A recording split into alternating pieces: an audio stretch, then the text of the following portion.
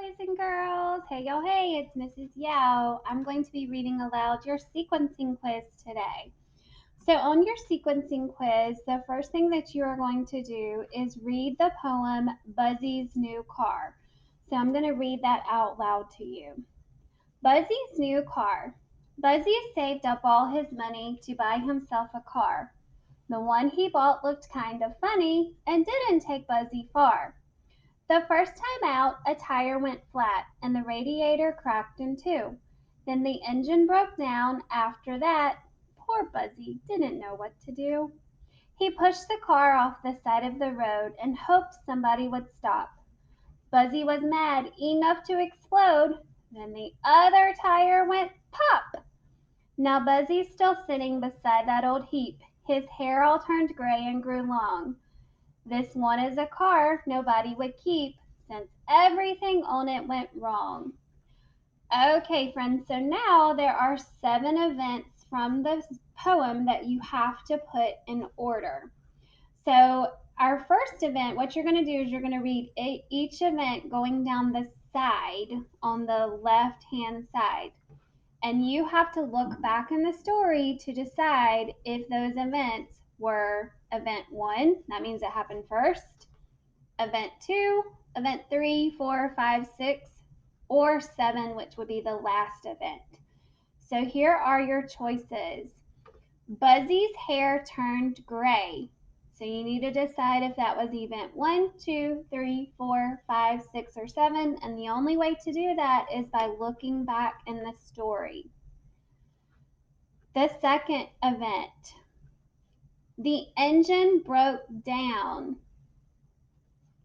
Buzzy bought a car.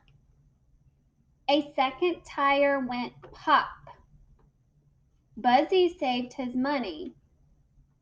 The radiator cracked. Buzzy pushed the car off the road.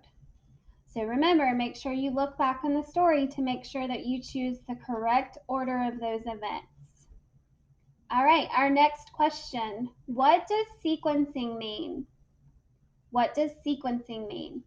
To tell who the characters are, to tell what the story is mostly about, to use clues in the sentences to tell what the unknown word is, or to have put events in the story in order.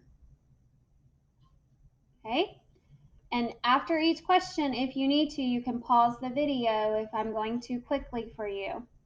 And you can also rewind if you need to hear it again. All right, next question. What word would be a good transition word when telling the sequence of events? What word would be a good transition word when telling the sequence of events? So you're looking for a word that is a transition word in a story. First, hello, beside, or under. All right, and our last question.